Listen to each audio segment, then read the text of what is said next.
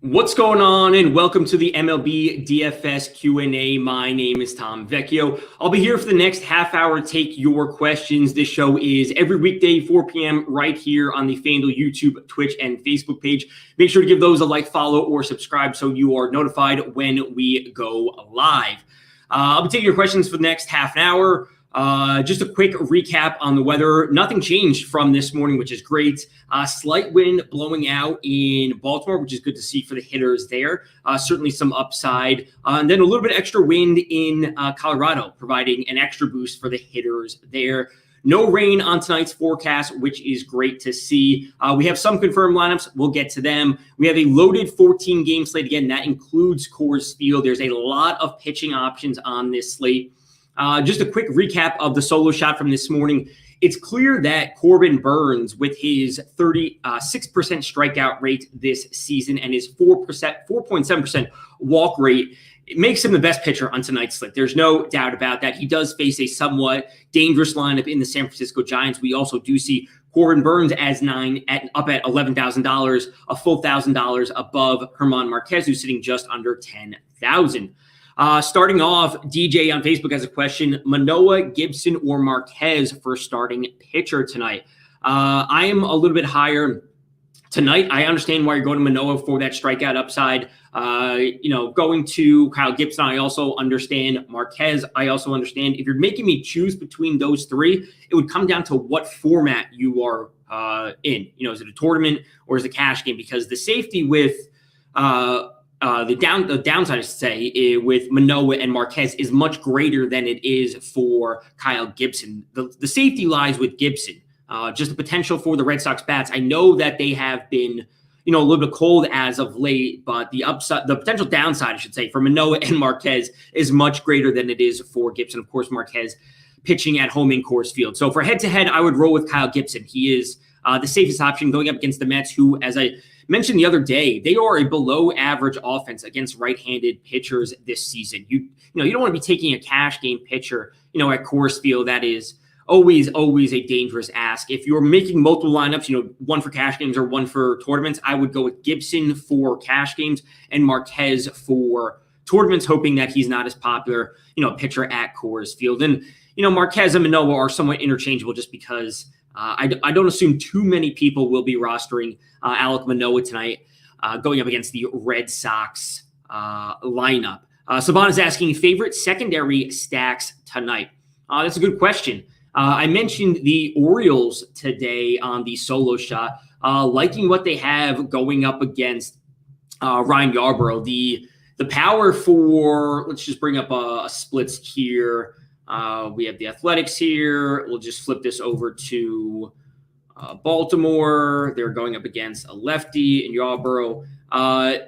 The Orioles have some decent power in their lineup. Trey Mancini, Ryan Mountcastle, Austin Hayes are my favorite three. I would then throw Cedric Mullins in there. I wrote up Ryan Mountcastle today as a potential home run under the radar call. He has some good underlying metrics. A 22.6% home run to fly ball ratio versus lefties this year. Again, the wind blowing out towards left in Baltimore should provide a bit of a boost. So the Orioles overall, not that expensive tonight and should not be too popular. We're really not paying a hefty salary or salaries for some of these players. So if you're going to use them as the secondary stack, if you're going to use them as a one-off, looking for Mullins, Mancini, Mountcastle, one of those three to hit a home run, I wouldn't hate that at all.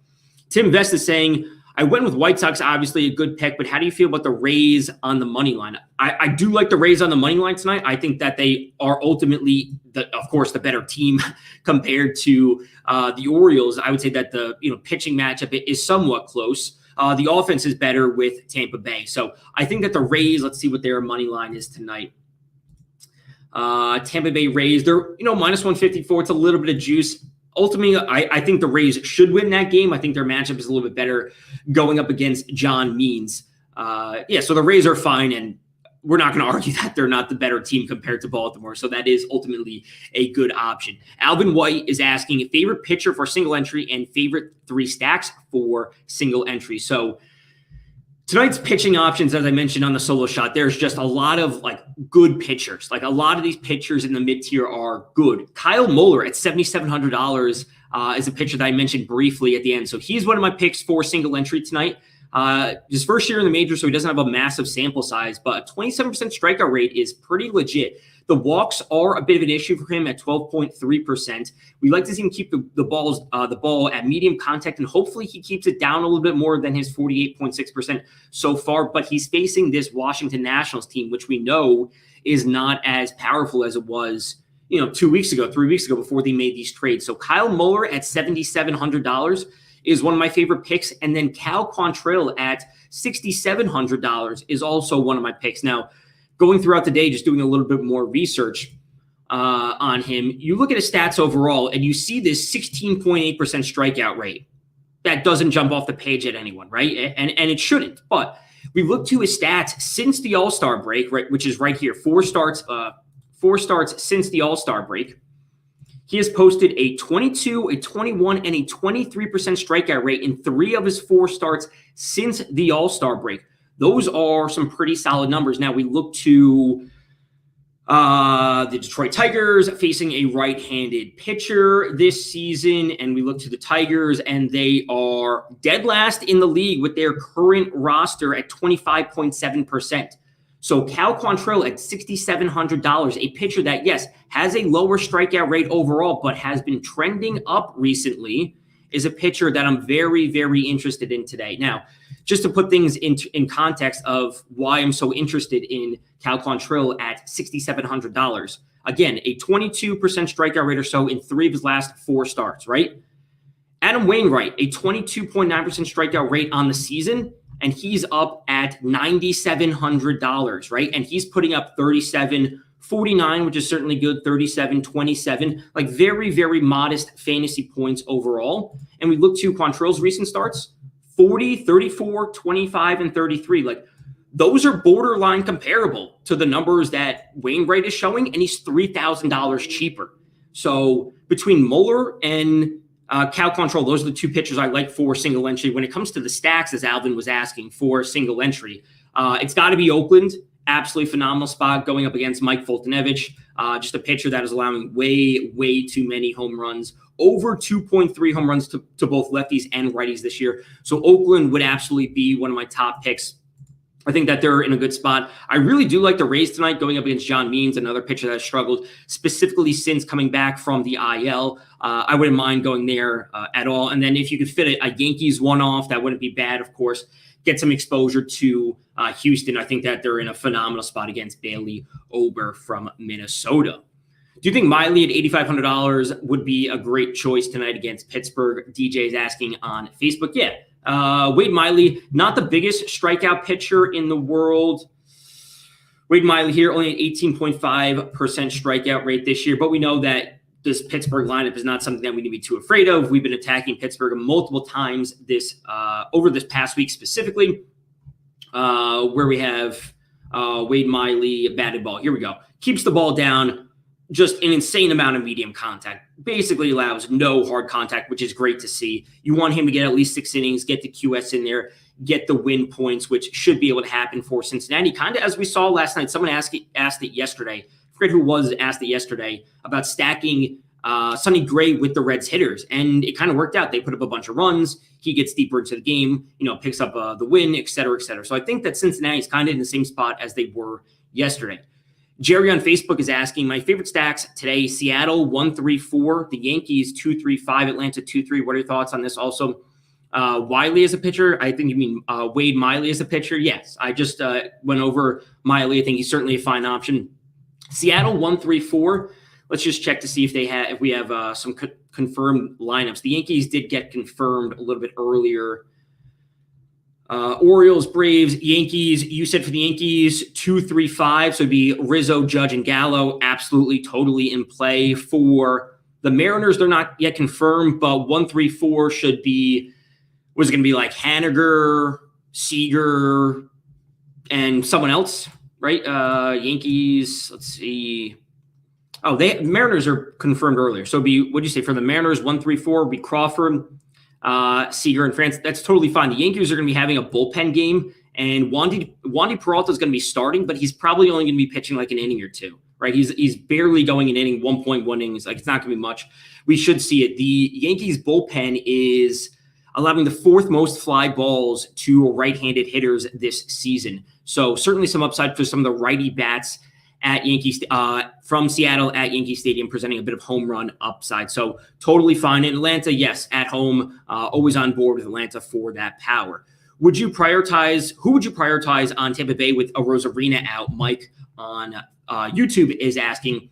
That's a good question. Do we have their confirmed starting lineup? Let's just double check that. So without a Rosarina, we could be looking to Austin Meadows, Nelson Cruz. Just bring these up. Austin Meadows, Nelson Cruz, Mike Zunino. You could be going to him. He has a massive. It is confirmed. So Cruz, Franco, Zunino are certainly great, offering a bit of value. Luplo and Kiermaier don't bring a ton of power versus righties, so it'd be Cruz, versus lefties. Cruz, Zunino, Franco, Lau, in that order, are the Tampa Bay Rays that I would be prioritizing, because not too worried about John Means overall, and then hopefully if they just run him out of the game early, put up a bunch of runs, we get to the terrible Baltimore bullpen, which we just saw them, kind of blow up the other night against the Yankees, which certainly could happen, especially with the wind blowing out in Baltimore. Jerry is asking, would you play lefty? Would you play Tampa Bay lineup against Means and he's a lefty? Or who would you play? Just went over that same thing. Cruz, we know, historically great splits. Brandon Lowe has some good fly ball numbers against lefties. And again, we want to get to the bullpen. So plenty of lefties or righties, I would say, versus John Means. Savon is asking the best value plays. Do you have a specific position tonight? Because that would, for value plays, if that would be a little bit easier to answer if you have a specific position that you're asking for instead of just overall. One of them I would say is going to be Mike Zunino at only $2,600. He has a 437 ISO versus lefties this year. Let's just flip to Tampa Bay. I said this morning on the solo shots, like 437 ISO, I think, versus lefties, right? 473, excuse me. I sold him a bit short. Zunino is only $2,600. So his home run upside is massive versus lefty. So I'd certainly be looking there, but shortstop and second base. All right, let's see who is in the lineups for these teams. So shortstop, let's just drop all the way down to the bottom and we'll go up from there. Shortstop value plays. Glaber is only $2,900. He's under $3,000. So depending on what you consider value, that's not bad. Dansby Swanson, $3,200, not overly expensive at second base. DJ LeMahieu's $32, again, not that expensive overall. Ruben Odor, if you're looking for some home run upside at $2,600, obviously the lefty home run upside at Yankee Stadium is obviously going to be massive. Marwin Gonzalez, not really in play for me, not going to be going there. We'd have to wait on some more confirmed lineups because there's not too much value as of now. I think it's just kind of a wait and see for some of the value at second base and shortstop. But Glaber's certainly up there. Adam Frazier for San Diego. I know it's a lefty-lefty matchup for him going up against Caleb Smith for Arizona. But again, I'm kind of big on San Diego today, as I said on the solo shot this morning. And again, ultimately, we just want them to get to the Arizona bullpen. You can look there. Almeida Diaz for Houston is also in play under $3,000. So there's a few options. We just need a little bit more info when it comes to the starting lineups. John Rosenberg is asking favorite top stacks tonight. The Oakland Athletics, the Houston Astros, the New York Yankees, the San Diego Padres, and then, of course, any team at Coors Field. And the Rays, I mentioned. All these teams you want to be seeing in some of your lineups. The Athletics are a little bit lower, and I'm kind of shocked that they're this low, considering they're going up against Fultonevich, who is he's just not a good pitcher, right? There's no other way to put it. I'm sure he's a nice guy. I'm sure he's great. He's just not a good pitcher, right? 2.39, 2.66 home runs per 9 this season to righties and lefties is terrible. Too many fly balls, too much hard contact is not something that you want to be giving up to a lineup with the quality of hitters that we do see in Oakland. So Oakland, I think, is a bit undervalued today. I'm a bit higher on them compared to what we're seeing here. But the Yankees, the Rockies, the Rays, the Astros, all these teams I am targeting as some of my top stacks. Savannah is saying the Reds tonight, absolutely on board with the Reds. They're going up against Brubaker, right, for Pittsburgh, JT Brubaker. Yeah, Brubaker. Obviously, the home run upside from some of the top hitters on the Reds is obviously immense in the Great American Small Park. Diffuse on YouTube is asking, is LeMahieu someone you're looking to get within Yankee stacks? Absolutely. It's a leadoff hitter on a home favorite that have a 5.83 implied run total. That's the slate high. Yes, we can look at some of LeMahieu's metrics and see that he's not elevating the ball as much as he was in previous seasons, but it's still the leadoff hitter on the highest implied team, and he's only $3,200. So, of course, he doesn't carry the same power upside as Rizzo, Stanton, Judge, and Gallo, but he's cheaper, and they're certainly an option to get into your lineups. Value plays in the outfield. John on YouTube is asking. Let's find some value. So, when you guys say value, if you say like under 3,500 or under 3,000, that could give me a bit of a clearer picture of what you're looking for. Jock Peterson, $2,900, certainly has some power upside as long as it's a righty lefty matchup for him. That's not bad. Margot batting sixth for Tampa Bay isn't the worst call in the world. Again, the Red Sox have been struggling as of late. There's no doubt about that. Their offense was super hot, and now they're just failing to score runs. It also is a tougher matchup against Manoah, who, yes, has a high strikeout rate, but we always can look to some of the stronger numbers from Boston. So if you are looking to go against the grain, taking some shots with Verdugo isn't the worst case in the world. Dipping down a bit further, if you're on board with Seattle, Jake Fraley could be an option if you want to go that far. Luplow is leading off for Tampa Bay. I kind of said he doesn't have as much power as Cruz or Zunino, which is true for Tampa Bay. But if you're on board with Tampa Bay, there's no reason that you shouldn't be looking to add Luplow to a stack overall. I would certainly take the other hitters for some more home run upside before him, but 2,300 for an outfielder is certainly a viable option. It's Mr. Jacklemoon is saying Athletics definitely a great call. I am big on the Athletics tonight. King on YouTube is saying, if you had to pick one, who would you take? Kyle Tucker or Yordan Alvarez, same price. I know I am very, very interested in both Kyle Tucker and Yordan tonight. I wrote up Kyle Tucker as a home run prop call tonight. One of the articles I do every day on numberFire.com. It's legitimately like a coin flip for them. I'm leaning with Kyle Tucker just because I wrote him up and I want it to be true. I want that home run call to be right. But you legitimately can't go wrong. I don't think that there's a wrong answer. I'm just leaning towards Tucker because that's who I chose to write up today. So you really actually can't go wrong. That's the real answer. Alvin on YouTube's asking, do you like the Padres, Dbacks, or Baltimore? Yes, I mentioned the Padres this morning on the solo shot. They're going up against Caleb Smith, certainly a pitcher that we can look to attack. So if we look to the Padres splits versus lefties, let's go to San Diego versus lefties this year. Of course, they're without Tatis. Let's change this filter. Of course, they've also added some new additions to their team. But Machado, Pham, Grisham, Hosmer are probably the top options I'd be looking to. Now, yes, this is a lefty-lefty matchup for both Eric Hosmer and Trent Grisham and Jake Cronenworth. But again, we're not worried about necessarily just Caleb Smith. It's more about the bullpen for Arizona, which we know is terrible. So if they get the runs going early, they can run him out of the game. And then we're, of course, going to see some righty pitchers at some times. I also mentioned Baltimore going to Mullins, Mancini, Mountcastle, and Hayes for that home run upside versus Ryan Yarbrough. So, yes, those are the two stacks I would be on before the Diamondbacks. But I understand going to the Diamondbacks because they're going up against Ryan Weathers tonight, who is right here. He's allowing 1.49 home runs overall, has a low 17.5% strikeout rate. So I'd be looking there as well.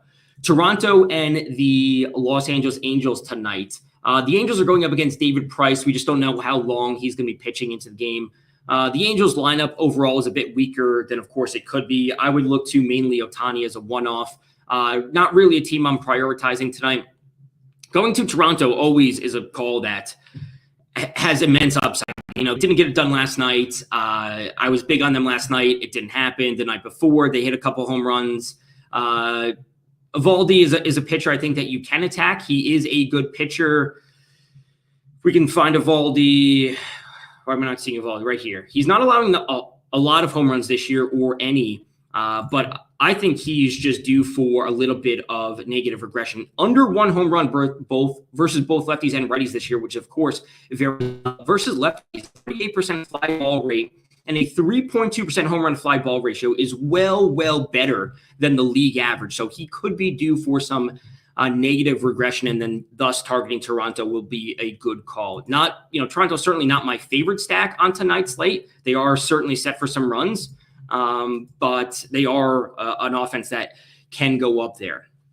Value at catcher tonight, Mike Zunino. That is going to be my go-to catcher or value option at catcher, $2,600 for a player with a 473 ISO versus left-handed pitchers this year. Massive fly ball rate going up against John Means. You can also be doing that. Alvin on YouTube is asking, also, where does Marquez rank for you? I know pitching at Coors is always scary. It is. There's no doubt about it. We also can say that the matchup for Marquez is solid going up against Miami, right? If this game were in Miami, I think everyone would be having a little bit of a different picture of what the pitcher we should be taking for Marquez. So Marquez, in terms of the top tier, I would take both Bassett and Burns ahead of Marquez, but I still want to be having shares of Marquez just because the matchup is so solid. He has looked good, and ultimately, Marquez. Jenna on YouTube is saying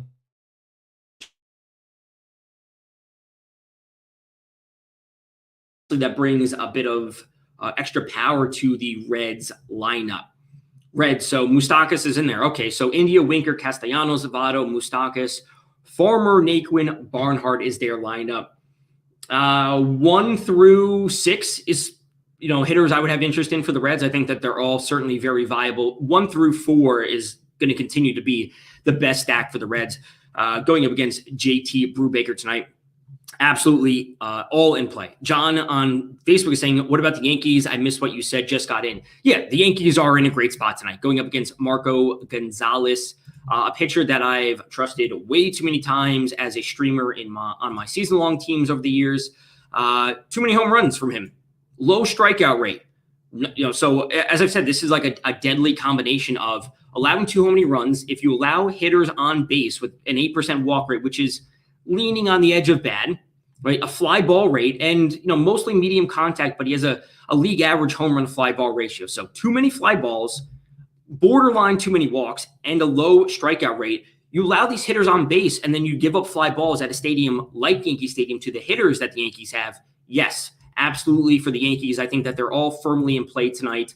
Maybe not, Higashioka or Davis for the Yankees, but 1 through 6 is great. If you need to take Odor for a bit of value, that's also in play. Hopefully we get to the Seattle bullpen because it is a lefty-lefty matchup going up against Gonzalez. Do you think Stroman has a strong game? I think it's certainly viable that Marcus Stroman continues the strong streak that he's been on for the most part. This game, 5.2 innings against Cincinnati, it is what it is, 4 earned runs, but that was the first time he gave up more than 3 earned runs dating back to May, right? So Stroman has been unbelievably consistent this season outside of one game against Cincinnati, who we know is a good offense. He doesn't have a massive strikeout upside, but he can just cruise through the game, hopefully pick up the quality start and the win points. I think it's a fine matchup for him against Philadelphia.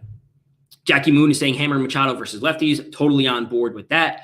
DJ is asking Brent Rooker, Tomas Nido, Emmanuel Rivera, or Lamonte Wade. Who is the safer play tonight? That is some deep value. That's what you're looking for. I would go with that's some deep value. I don't love the matchup for Lamonte Wade going up against Corbin Burns in Milwaukee, wherever that game might be here. I would go with Brent Rooker. It's probably just the easiest and safest call if you're looking for that deep of value. Mr. Jackie Moon is saying Cronenworth seems to do all right versus lefties in the past. Yes, that is true. Again, not too worried about the lefty-lefty matchup initially for him versus Caleb Smith. It's more about them just going crazy with 10-plus runs and Caleb Smith getting out of the game so we can get the righty-lefty matchup, or I should say the lefty-righty matchup for him against the Arizona bullpen. Producer Cal is saying Zunino and Austin Hayes got me to Corbin Burns. Let's go. Absolutely. You need that value if you want to get up to Corbin Burns, who without a doubt, is the pitcher who is the best pitcher on tonight's slate. There's no question about that with this 36% strikeout rate. Also a pitcher that has flashed the highest ceiling, going for 70-plus FanDuel points. I think it's twice this season, right? Once here and then here again. So he's gone for 70-plus points in 2 different starts this season, something that no other pitcher on this slate can say. Savon is saying best type of stack method to do today. So on a 14-game slate, for me, it'll be normally go into my lineup optimizer. It'll be I'll go 50% of lineups at 4-4 and the other 50% at 4-3-1. Those are just mainly the 2 types of stack that I use. Really not. I just like to stick with mine. I don't like to go too crazy with like a 4-1-1-1-1. Although that is totally a viable strategy, it's just not what I personally like to do. On larger slates, I will mix in, again, as I said earlier this week, a 4-2-2 at times, depending on what kind of spread I want in terms of allocating different teams in my overall stack profile for that day. So 4-3-1 is the main one that I do. Let's see. Favorite GPP pitcher tonight, not named Bassett King on YouTube, is asking. So I went over 2 at the beginning.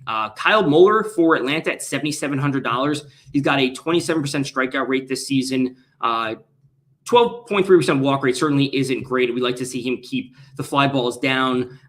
Certainly great medium contact to start going up against a depleted Washington Nationals lineup. So he'd be number 1. And then Cal Quantrill at $6,700 for Cleveland, going up against the Tigers, who come in with, a league worst, league worst strikeout rate, 25.7% versus right-handed pitching. And although Cal Quantrill only has a 16.8% strikeout rate this season, he has been trending up since the All-Star break with 22, 21, and 23% in 3 of his past 4 starts. So Muller and Quantrill are my 2 favorite tournament pitcher tonight. Also significantly more savings compared to Chris Bassett. So you roster either of these pitchers at 7,700 or 6,700. You could pay up for any of the hitting options that you want. Stream went out for me, so I don't know if you answered my question regarding Brenton Rooker. Yeah, I think Rooker is the safest option. Lamonte Wade, like in a tough spot, going up against Corbin Burns, like no need to like pick on the best pitcher if you need value. So Brooker's a totally fine option on tonight's slate. King is saying, appreciate the insight, man. Yeah, good luck tonight. We have a great slate. Like we have a lot of offenses that are primed for a lot of scoring. We have Coors Field, which of course presents plenty of scoring upside. There's a lot of pitchers in this mid-tier. Again, quick overview. Corbin Burns, definitely the best pitcher on tonight's slate. He is very expensive, so I am going to be having some shares of him alongside Chris Bassett, who I really like for the combination of salary, at home in Oakland, which is a great park factor against just a bad Texas Rangers team. Still going to take a few shares of German Marquez because he's been looking good as of late. But then if I'm dropping down, it's taking shares of Muller and taking shares of Cal Quantrill to get that salary relief for paying up for some of the stacks. And Mr. Jackie Moon, what's exactly the reason for stacking? I usually do a bunch of random players, but stacking seems like a good idea if you think that team will do well. So the idea for stacking is like you want to capture all of the offense that a team brings. So if you think about it, like leadoff hitter gets on, right? He gets on. So you're new to fantasy. This is great. So this is a great question. It's like, how do in terms of real baseball, like the leadoff hitter gets on, like he hits a double, right? So you get points for the double if you have him. How does he score? He scores if the player behind him gets a hit. So then you stack 1 and 2. So player 1 gets a hit or he gets a double. Player 2 gets a single. So then you get the points for the single and you get the points for the RBI. And then you get the points for the player who was on second scoring the run. So you get the double, the run, the single, and the RBI.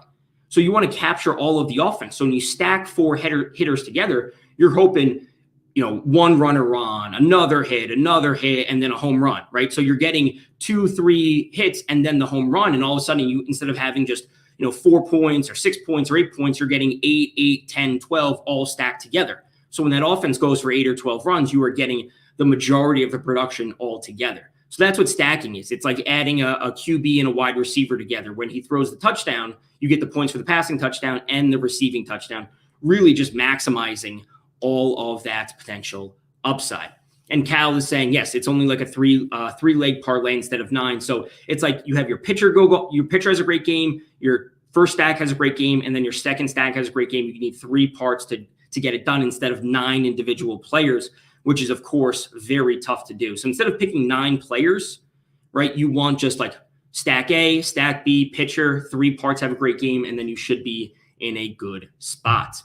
All right, so that does it for today's Q&A. I will be back on Monday for the Soul Shot 9 a.m. here on the FanDuel YouTube page. I will be back Monday through Wednesday next week while Jim is still away. As always, this is found 4 p.m. on the FanDuel YouTube, Twitch, and Facebook page. Make sure to give it a like, follow, or subscribe. You can follow me on Twitter at DFS_Tom. Until next time, good luck in your contests.